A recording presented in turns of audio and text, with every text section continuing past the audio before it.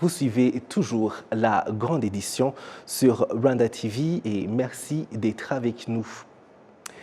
L'invité cette fois-ci, Kigali, vient d'abriter pendant 3 jours des travaux qui ont vu la participation des experts venus de 4 coins du continent africain pour examiner comment les villes africaines pourraient renforcer un fonctionnement basé sur les nouvelles technologies afin d'améliorer l'octroi de services à un grand nombre de personnes qui s'y installent. Notre confrère Edis Abiti vient de s'entretenir avec le ministre tunisien des Technologies et de la Communication, le docteur Nizar Ben Neji, qui fait le point sur ces travaux de Kigali. Suivez. Pour cette invitation. Tout à fait, le sommet s'est déroulé autour des cités intelligentes, les cités d'aujourd'hui et les cités de demain. La plupart des sessions et des panels ont discuté quels sont les préalables nécessaires pour rendre nos villes des villes intelligentes, des villes green, des villes qui utilisent la technologie. Et les choses essentielles qui ont été discutées, c'est quelle est l'infrastructure numérique nécessaire qu'il faut mettre en place au niveau de nos villes pour permettre aux citoyens de se connecter d'abord, pour permettre aux citoyens aussi de bénéficier des services qui sont aux alentours et aussi de faire appel aux entreprises publiques et privées et pour les encourager à aller davantage vers l'usage des outils numériques, l'usage des solutions écologiques, l'usage des énergies renouvelables dans tous les secteurs. Voilà. Et j'ai reçu une invitation de Madame la ministre des Technologies de l'Information et de l'Innovation, donc que je remercie par cette même occasion. Et on s'est mis d'accord qu'on va mettre en place un cadre de coopération dans les semaines futures entre la Tunisie et le Rwanda. En tout ce qui concerne donc les technologies de l'information, de la communication et les solutions donc du numérique. Et on va très vite, très rapidement mettre en place et signer cet MOU dans les semaines qui vont suivre. Monsieur le ministre, au cours de ces travaux de Kigali, il était aussi et surtout question de combler le fossé, sinon de réduire le gap, notamment pour ce qui est de la connectivité pour les communautés moins desservies. Oui, oui, tout à fait. En fait, le rôle des ministères qui sont chargés des télécommunications, leur rôle, c'est il faut tout d'abord aller vers les zones blanches, les zones qui sont mal desservies. Il faut soutenir l'effort des opérateurs et des divers acteurs pour essayer de bien couvrir ces zones, ça d'abord, d'une part. Et aussi, il faut étendre le réseau de fibre optique et offrir le très haut débit. Par exemple, en Tunisie, récemment, on a lancé un projet qui s'appelle Edunet 10, qui consiste à connecter à peu près 3300 écoles primaires et secondaires par le réseau de fibre optique. Et on compte dans une seconde phase de ce projet de ramifier ce réseau et d'aller pour connecter les autres services publics, les autres administrations qui sont aux alentours des écoles. Donc le rôle essentiel des départements qui sont chargés des télécommunications, c'est d'aller vers les zones blanches, bien couvrir les zones qui ne sont pas bien desservies, connecter les établissements publics et les services publics par le très haut débit et essayer d'arroser toutes ces régions par la connexion très haut débit. De l'autre côté, il faut s'assurer que le citoyen a l'accès, a les outils pour pouvoir accéder à l'Internet, accéder au réseau et aussi, il ne faut pas oublier la culture du numérique. Il faut travailler sur la diffusion de la culture du numérique parce que c'est le troisième élément qui souvent manque, c'est la connaissance, comment on va manipuler les outils pour se connecter et pour bénéficier des services numériques. La connaissance de la part des citoyens, bien entendu, mais Monsieur le ministre, aujourd'hui, maintenant, c'est vrai, il y a une certaine éducation, il y a une certaine connaissance que les citoyens, les ordinaires doivent avoir, mais déjà pour qu'ils comprennent le rôle fondamental des nouvelles technologies dans le développement de nos villes. Par quoi il faut commencer, Monsieur le ministre? Tout d'abord, pour pouvoir diffuser cette culture du numérique, à mon avis, il faut travailler de manière croisée avec les autres départements, les autres ministères qui ont cette proximité, qui ont la présence régionale et la proximité de ces citoyens. Ça veut dire qu'il faut mettre en place des programmes conjoints avec le ministère de l'Enfance, de la Jeunesse, de l'Emploi, de l'Éducation, de l'Enseignement supérieur. Donc il faut travailler avec ces départements pour pouvoir mettre en place des programmes pour aller vers les régions et pouvoir diffuser cette culture du numérique.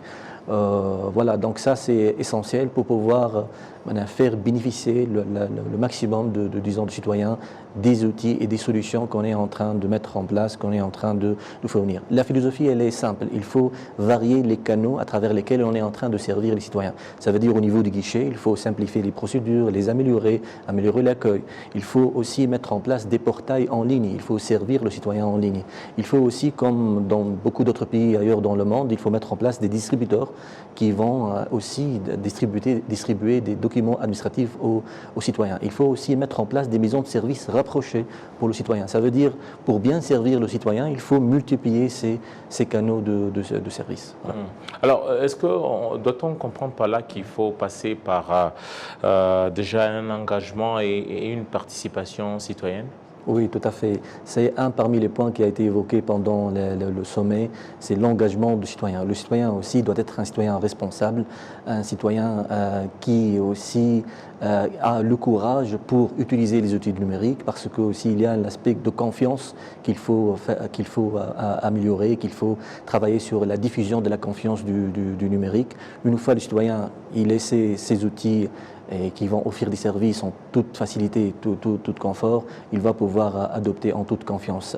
Oui, l'engagement du citoyen il est essentiel pour pouvoir réussir cette transition numérique vers les villes intelligentes, vers les services qui sont bien avancés et développés. Voilà. On parle de la connectivité, c'est très important. Monsieur le ministre, nous savons que tout développement, déjà il faut partir d'une certaine volonté politique pour tout développement.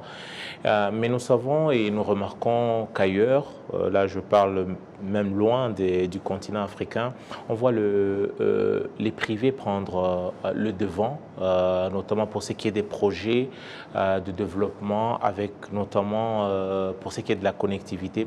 Aujourd'hui, êtes-vous satisfait du rôle que jouent les privés sur le continent africain pour ce qui est de la pénétration de la connectivité et surtout du développement socio-économique de nos pays à travers les nouvelles technologies? Bon, peut-être ici la réponse, à mon avis, elle est claire. Il y a le public, le gouvernement, il a déjà un rôle. Seul ne peut pas tout faire et tout atteindre et tout réaliser. On a toujours tendance à ramener à attendre tout des gouvernements de l'État. Or, ce n'est pas vrai. Mais aussi le secteur privé et la société civile aussi, ils ont un rôle important pour aider l'État à réaliser les objectifs, à implémenter les stratégies numériques, les stratégies écologiques et tout ça. Et aussi, il faut penser au partenariat public-privé pour réussir pas mal de projets, surtout les méga-projets qui sont énormes, qui concernent tout ce qui est capacité d'hébergement, tout ce qui est, par exemple, la connectivité pour aller vers les régions qui sont mal desservies. L'État seul ne peut pas faire ça.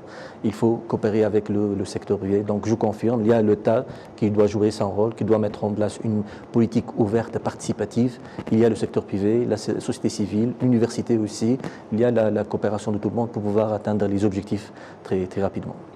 Est-ce que la connectivité dont on parle aujourd'hui est-elle aussi cruciale, Monsieur le ministre, que, par exemple, la distribution d'eau potable, l'électricité? Est-ce qu'on peut dire que l'Afrique aujourd'hui, la connectivité est aussi primordiale que ces deux autres secteurs? Je parle bien de l'eau et de l'électricité.